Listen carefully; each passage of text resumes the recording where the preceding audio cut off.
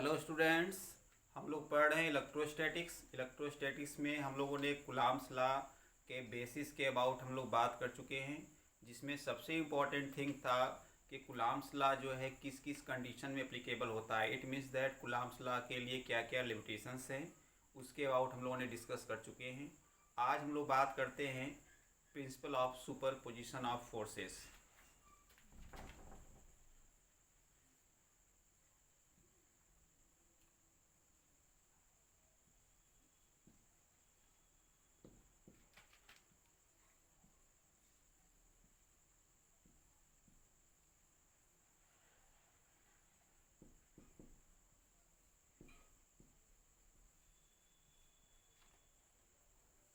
देखिए, principle of superposition of forces की हम लोग बात करते हैं तो देखिए यहाँ पे क्या कॉन्सेप्ट है। इसमें बेसिकली एकदम इसको समझिए आप एकदम बेसिक से। जैसे सपोज कीजिए कि हमारे पास एक चार्ज Q1 है और एक चार्ज हमारे पास Q2 है।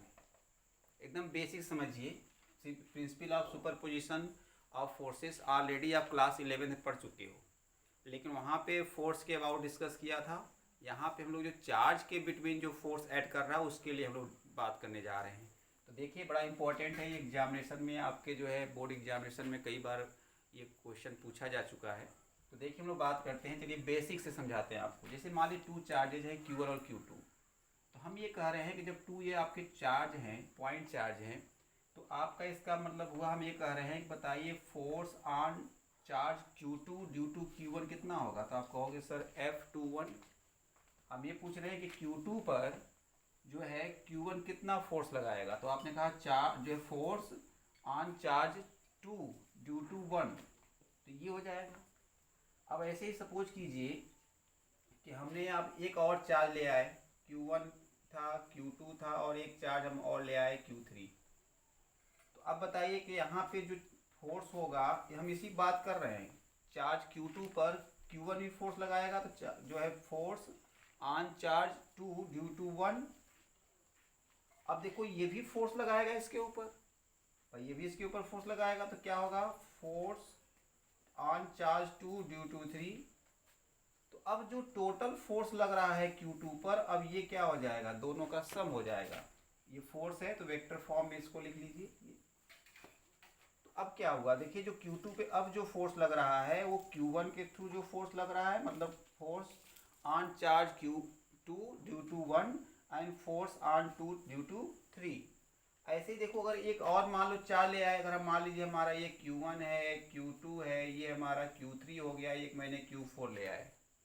तो अब देखिए इसके ऊपर कौन कौन सा फोर्स लगेगा। एक लगेगा आपका F21 force on 2 due to 1, फिर फोर्स ऑन 2 ड्यू टू 3, फिर फोर्स ऑन 2 ड्यू टू 4। ये तो देखोगे इन सब का इस क्या हो जाएगा सम। तो ये क्या है, ये हमारा आपका नेट फोर्स है। ये जो नेट फोर्स है, और यहाँ पे भी क्या है आपका नेट फोर्स है। नेट फोर्स है। तो आप ये देखिए कि अगर हमारे पास कई चार्जेज हैं, कई चार्जेज मतलब कहा जाए सिस्टम ऑफ चार्जेज, तो किसी एक चार्ज के ऊपर जो फोर्सेस ऐड कर रहा है रिमेनिंग चार्जेस के थ्रू, उनका जो वेक्टर सम है, ये वेक्टर सम जो होगा उस Q2 पे जो आपका नेट फोर्स ऐड कर रहा है उसके इक्वल हो जाएगा। तो कहने मतलब ये हुआ, हम सिंपल सी भाषा हम आपको ये समझाना चाह रहे हैं कि अगर हमारे पास बहुत सारे चार्जेज हैं तो उसमें से किसी एक चार्ज के ऊपर कितना फोर्स ऐड करेगा। तो आप कहेंगे जो है force act on charge Q2 due to 1 पहला फोर्स हो जाएगा, और जो है फोर्स एक्ट जो है on charge Q2 due to Q3 और ड्यू टू 4, जितने भी फोर्स ऐड कर रहे हैं उनका जो है आपका वेक्टर जो सम होगा वही इसके ऊपर नेट फोर्स हो जाएगा। इसी को देखिए, अगर हम ऐसे समझाएं आपको, इसी को ऐसे समझाएं। सपोज कीजिए कि हमारे पास एक सिस्टम है, उस सिस्टम में आपके n चार्जेस, सपोज कीजिए Q1 Q2 Q3 dot dot dot Qn-1, और यहाँ पे सपोज कीजिए एक चार्ज Qn है। तो हमारा जो है क्या करेगा, ये जो हमारा ये आपके अलग अलग चार्जेज हैं। तो ये बताइए Q1 पे हमारा जो है Qn पे जो Q1 जो फोर्स ऐड करेगा उसे क्या कहेंगे आप, इसे कहेंगे Fn1 force on nth charge due to Q1, और ये जो फोर्स लगाएगा उसे क्या कहोगे आप? इसे कहेंगे Fn2, और जो ये फोर्स लगाएगा उसे क्या कहोगे आप? इसे कहेंगे Fn3, और जो ये फोर्स लगाएगा इसके ऊपर इसे क्या कहेंगे आप? इसे कहेंगे आप Fn ड्यू टू n-1। तो यहाँ पे जो नेट फोर्स होगा, दैट इज जो यहाँ पे नेट फोर्स होगा, net force on nth charge या ऑन Qn, ये कितना हो जाएगा? इसी को अगर हम लिखना चाहें तो ऐसे लिख सकते हैं Fn, है ना, Fn। इसको हम करें क्या? फोर्स ऑन nth चार्ज जो है ड्यू टू रिमेनिंग चार्ज। तो ये क्या हो जाएगा? दैट इक्वल टू, ये हो जाएगा Fn1 plus Fn2 plus Fn3 plus dot dot dot plus Fn(n-1)। ये तो देखिए, जो यहाँ पे principal of superposition of forces का यही सिंपल सा कॉन्सेप्ट है कि अगर हमारे पास सिस्टम ऑफ n चार्जेज हैं तो उसमें किसी एक जो है चार्ज के ऊपर जो फोर्स ऐड करेगा, जो नेट फोर्स ऐड करेगा, वो जो रिमेनिंग चार्जेज हैं उनके थ्रू जो इसके ऊपर फोर्स ऐड कर रहा है उसका क्या होता है? वेक्टर सम होता है। ये वेक्टर सम होता है। तो देखिए, इसी को अगर हम लोग लिखना चाहें तो कैसे लिख सकते हैं? इसी को अगर हम लिखना चाहें तो ऐसे लिखेंगे, in a system of n charges,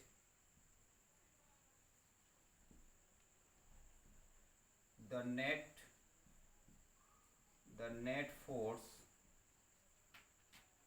of any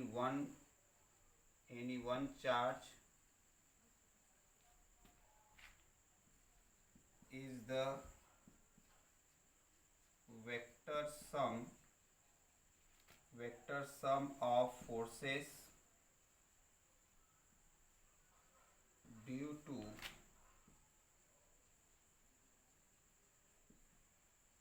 to remaining charge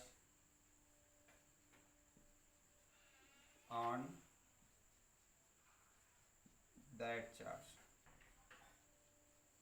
देखिए, सिंपल सी भाषा में लिखा कि in a system of n charges the net force of any one charge, किसी एक चार्ज के ऊपर, इस चार्ज के ऊपर जो हमारा फोर्स ऐड कर रहा है, नेट फोर्स, वो क्या होगा? Is the vector sum of forces due to remaining जो रिमेनिंग आपके चार्जेज हैं ऑन दैट चार्ज। तो यहाँ पे देखिए, समझिए मेरी बात, हम सिर्फ किसके ऊपर हम बात कर रहे हैं? हम इसके ऊपर कौन सा फोर्स ऐड कर रहा है, इनके थ्रू उसकी बात कर रहे हैं। क्योंकि आपको पता है कि Q1 Q2 के बिटवीन भी फोर्स लगेगा। अरे, टू चार्जेज हैं तो इनके बिटवीन भी फोर्स लगेगा, ये इसके ऊपर भी बिटवीन भी फोर्स लगेगा, इनके बिटवीन भी फोर्स लगेगा, इसके बिटवीन भी फोर्स लगेगा। तो बहुत सारे फोर्सेस लगेंगे। लेकिन हम बात क्या कर रहे हैं? याद रखिएगा, न्यूमेरिकल, चूँकि इसके बाद जो है आपका न्यूमेरिकल स्टार्ट करना है, तो समझिएगा कि ये कई चार्जेज हैं, तो सब एक दूसरे जब पेयर बनाएंगे, टू पेयर के चार्ज के बिटवीन बहुत सारे फोर्सेस लगेंगे। इसके बिटवीन लगेगा फोर्स, इसके बिटवीन फोर्स लगेगा, इसके बिटवीन फोर्स लगेगा। लेकिन हम इसके बिटवीन या इसके बिटवीन फोर्स की बात नहीं कर रहे हैं। हम किसी एक पर्टिकुलर चार्ज के ऊपर ये जो हमारे डिफरेंट चार्जेज हैं कितना फोर्स लगा रहे हैं उसकी बात कर रहे हैं। तो कितना जो तो इसके ऊपर जो फोर्स लग रहा है, नेट फोर्स, वो होगा क्या? ये जो अलग अलग फोर्सेस लग रहे हैं इसके ऊपर, इन अलग अलग डिफरेंट चार्जेस से, उनका क्या होगा? वो वेक्टर सम होगा, वेक्टर सम। अब वेक्टर सम क्यों कहा जा रहा है? क्योंकि अगर आपको पता है, अगर एक फोर्स अगर आपका इस डायरेक्शन में लग रहा हो, मान लीजिए F मैग्नीट्यूड का, और दूसरा भी उसी के अपोजिट अगर जो है सेम मैग्नीट्यूड का अगर फोर्स लग रहा होगा, तो यहाँ पे जो नेट फोर्स हो जाएगा, नेट फोर्स वो जीरो हो जाएगा। क्योंकि यहाँ पे two forces are equal magnitude of opposite in direction है, तो अपोजिट डायरेक्शन में होगा तो एक फोर्स अगर आपका F है, दूसरा -F हो जाएगा। इसलिए यहाँ पे वेक्टर की बात कहा जा रहा है। अगर चाहो तो इसी को आप विदाउट वेक्टर फॉर्म में भी लिख सकते हो, इसी को चाहो तो आप ऐसे भी लिख सकते हो।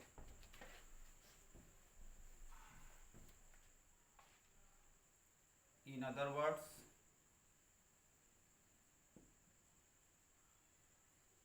Words the magnitude of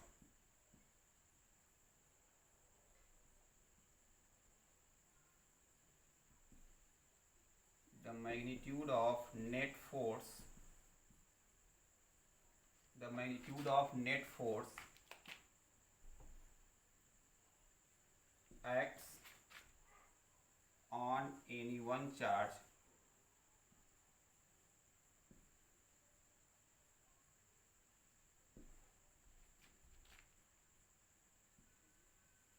due to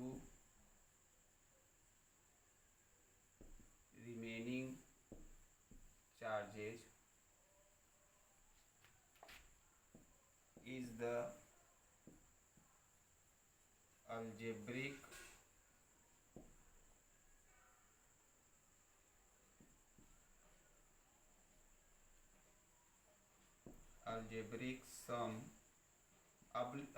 sum of forces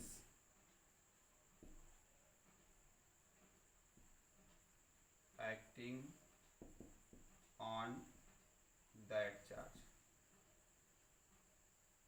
देखिए यहाँ पे आपने इसी को दूसरे लैंग्वेज में कैसे लिखा, आपने ये कहा कि जो हमारा जो है उस nth चार्ज के ऊपर जो फोर्स एक्ट कर रहा है डिफरेंट चार्जेस के थ्रू, वो होगा क्या, देखिए कह रहे हैं अलजेब्रिक सम। अलजेब्रिक सम का मतलब हुआ कि जैसे अगर कोई भी फोर्स का अगर मैग्नीट्यूड अगर हम ले रहे हैं, अगर वो नेगेटिव में आ रहा है तो नेगेटिव लेंगे, पॉजिटिव आ रहा है तो पॉजिटिव लेंगे। कहने मतलब हुआ जैसे मान लीजिए इस डायरेक्शन में कोई फोर्स ऐड कर रहा है तो इसको हम पॉजिटिव ले रहे हैं, और इसी के अगर अपोजिट डायरेक्शन में ये अगर सेम फोर्स ऐड कर रहा है तो इसको नेगेटिव लेंगे। तो अलजेब्रिक सम का मतलब होता है कि हम नेगेटिव को, अगर नेगेटिव है तो नेगेटिव लेंगे, पॉजिटिव है तो पॉजिटिव लेंगे, मतलब साइन को इग्नोर नहीं करेंगे, इसलिए यहाँ पे अलजेब्रिक सम की बात कहा जा रहा है। और हमने इसी के पहले जो लिखा था उसमें हमने क्या कहा था कि आपका वेक्टर सम, और वेक्टर सम को मतलब जानते हैं मैग्नीट्यूड के साथ साथ आपका डायरेक्शन भी आएगा। तो इसी को लिखा था, जैसे हमने कह सकते हैं डैट इज जो एफ फोर्स जो है ऑन nth चार्ज है ना, force on nth charge that equal to क्या आया था, Fn1 plus Fn2 plus Fn3 अब plus dot dot dot plus Fnn-1 ये। अब देखिए इसी में अगर मैं ये कह दूं, अगर आपका ये कहूं कि मान लीजिए जो सिस्टम मैंने लिया था अगर वो सिस्टम इक्विलिब्रियम में हो, इफ़ हम ये कह दें कि if system in equilibrium, then तो जो आपका नेट फोर्स होगा, net force on nth charge is zero हो जाएगा। इसका मतलब ये हुआ कि डेट इज जो F ऑन n होगा nth charge that equal to zero, ये इक्वल टू जीरो मतलब ये पूरा जीरो हो जाएगा। तो क्या हो जाएगा F1 Fn2 Fn3 dot dot dot Fnn-1 ये दैट इक्वल टू जीरो हो गया। इसका मतलब हुआ अगर किसी भी न्यूमेरिकल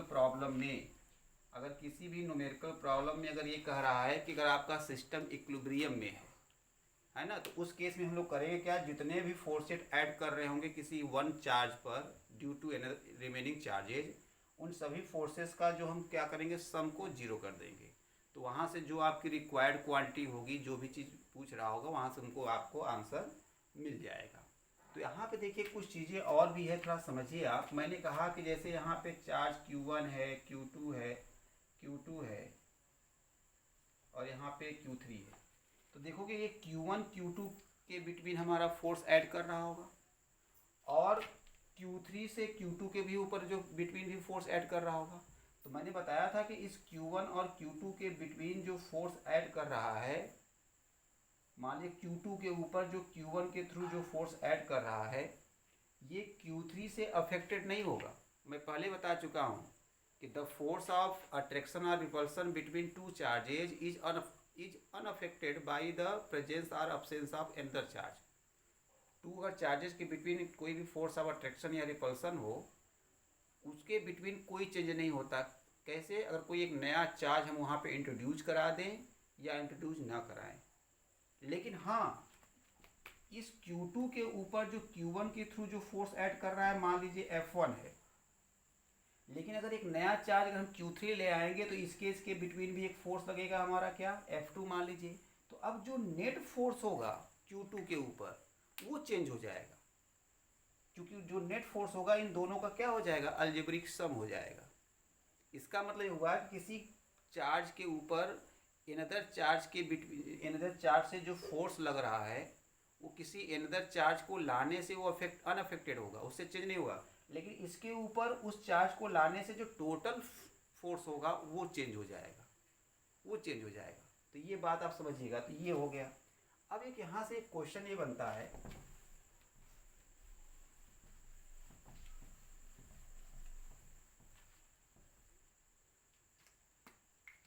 क्वेश्चन ये बनता है, सपोज कीजिए Q1 Q2 Q3 dot dot dot Qn आपका एक सिस्टम है। हम सपोज कीजिए कि एक सिस्टम है, system of n charges.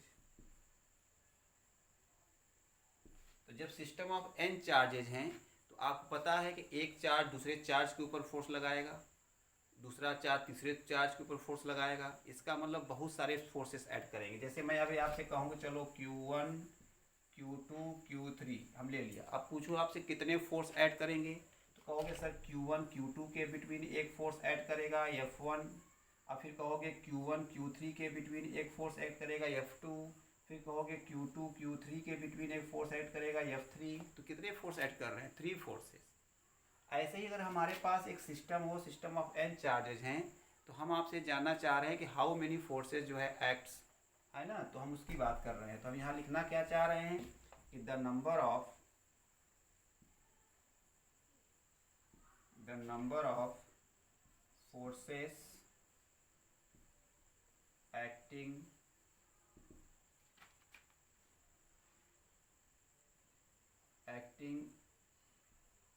in a system of n charges, that equal to, देखो तो अगर आपको फोर्स ऑफ अट्रैक्शन या रिपल्सन की बात कर रहे हैं तो बताइए जो है अट्रैक्शन की बात करें चाहे रिपल्सन की बात करें तो इसके लिए क्या होना चाहिए, कोई 2 चार्ज होना चाहिए। इसका मतलब अगर 2 चार्ज अगर हमको मिल जाए तो हम एक फोर्स जो है हम वहाँ पे ऑब्टेन कर सकते हैं। तो आपको देखिए पता है कि इसका मतलब हुआ जैसे भी आप परमुटेशन कॉम्बिनेशन पढ़े हुए हो, तो टोटल n चार्जेस हैं, तो n चार्जेस में से आपको एक फोर्स अगर ऑब्टेन करना है तो कितने चार्ज चाहिए, 2 चार्जेस चाहिए आपको। भाई इसमें से कोई भी 2 ले लो, इसका मतलब क्या हो जाएगा Nc2। अब Nc2 क्यों, अच्छा परमुटेशन क्यों नहीं लिया, चूँकि Q1 Q2 के बिटवीन की फोर्स की बात करें चाहे Q2 और Q1 के बिटवीन फोर्स की बात करें तो फोर्स तो वही होगा, इसलिए यहाँ पे क्या लगाएंगे, कॉम्बिनेशन। इसका मतलब ए बी बी ए के सेम है तो आपका कॉम्बिनेशन। तो और Nc2 की वैल्यू होती क्या है, Nc2 की वैल्यू निकालोगे तो इसे क्या कहेंगे, n-1/2।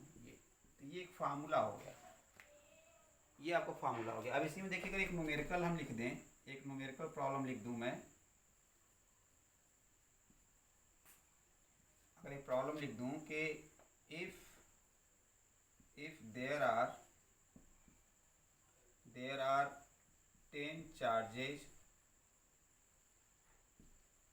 in a system, there are n charges in a system, then find number of forces acting between them। देखिए ये है। तो अब बताइए यहाँ पे क्या है, यहाँ पे इसका अगर सॉल्यूशन यहाँ देख लीजिए, इसका सॉल्यूशन तो here since n is equal to कितना है 10, तो therefore number of forces acting that equal to क्या होगा n-1/2।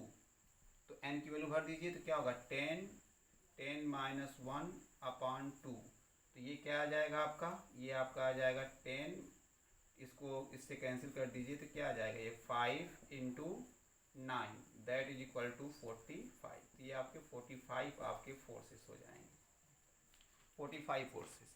ऐसे ही आप यहाँ पे 10 चार्जेज जगह पे आप 20 चार्ज ले लीजिए, 6 चार्ज ले लीजिए, 15 चार्ज ले लीजिए, 100 चार्ज लीजिए, तो आपको ये पता चल जाएगा कि जो पेयर ऑफ चार्जेज हैं उनके बिटवीन जो फोर्सेस हैं कैसे हम काउंट करेंगे, कितने टोटल फोर्सेस एक्ट करेंगे।